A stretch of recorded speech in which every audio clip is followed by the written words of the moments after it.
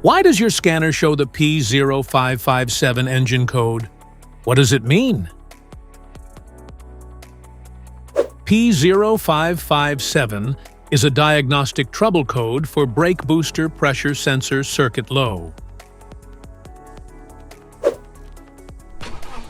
The P0557 engine code for indicate Powertrain Control Module detects that the electrical voltage from the brake booster sensor is abnormally low, meaning the sensor's signal is out of the expected operational range. Under this circumstance, stop driving and repair your vehicle immediately. So, what causes this imbalance? Here are the most common culprits. This error can be caused by these possible faults in your vehicle. Faulty brake booster pressure sensor. Damaged or leaking vacuum lines.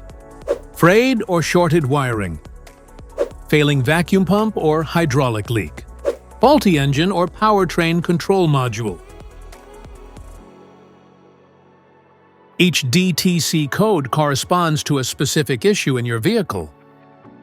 This error code occurs in any OBD2-equipped vehicles, especially in those manufactured since 1996, and it is commonly found in vehicles like Nissan, Subaru, and BMW.